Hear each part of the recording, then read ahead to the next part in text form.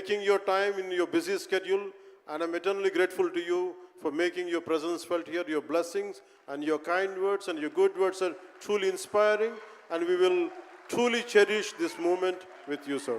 We are grateful to you. అలాగే కందుల దుర్గేష్ గారు, గౌరవ పర్యాటక సాంస్కృతిక శాఖ మరి సినిమాటోగ్రాఫ్ శాఖ మార్చులు, ఆంధ్రప్రదేశ్ ప్రభుత్వం. అలాగే ప్రత్యేకించి రఘురామకృష్ణరాజు గారు, మీకు తెలుసు కదా, ఆయన గురించి చెప్పక్కర్లేదు కదా. గౌరవ ఆంధ్రప్రదేశ్ శాసనసభ ఉపసభాపతి, ఆయన మాటని శాసనసభలో చూడాలి, చాలా ఆనందంగా ఉంటుంది ఆయనతోటి. వారికి కూడా నా ప్రత్యేకంగా ధన్యవాదాలు.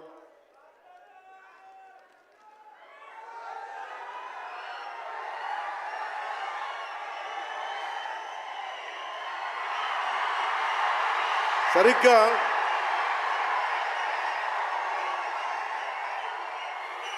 ఒక 2 సంవత్సరాల క్రితం భీమ్లా నాయక్ రిలీజ్ అయినప్పుడు,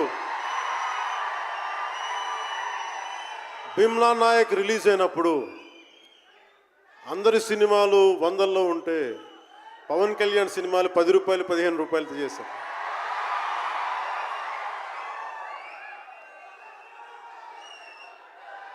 నేను ఒకటే చెప్పాను ఆ రోజున, మనల్ని ఎవడు ఆపేది.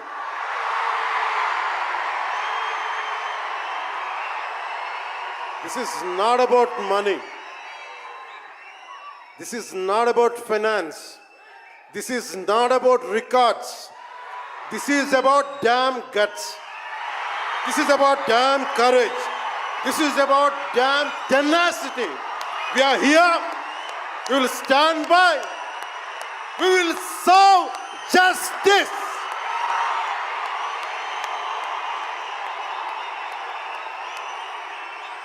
పవన్ కళ్యాణ్ ఎప్పుడు రికార్డుల కోసం ప్రయత్నం చేయాల.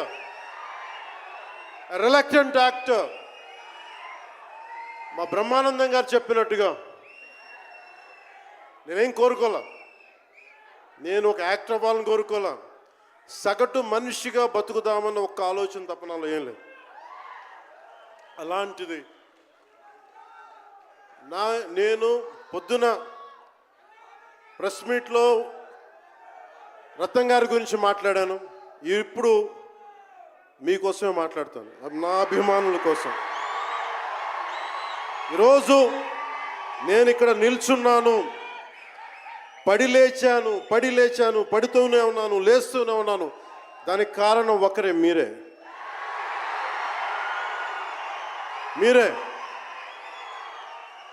పడిపోయినా, కింద పడ్డా, లేచినా, ఉన్నా, అన్నా నీ వెంట మేము ఉన్నామని.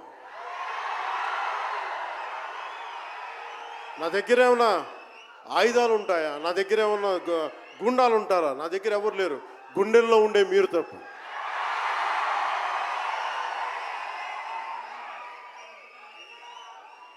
దాదాపు నేను 96లో నా మొదటి సినిమా అక్కడమ్మా ఇక్కడబ్బాయి.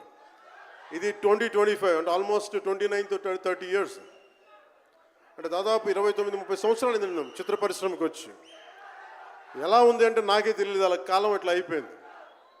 కానీ కొంత వయసు పెరిగిందేమో కానీ గుండెల్లో చావు ఇంకా చావులకే బతికాం. ఇక్కడే సభలో గబ్బర్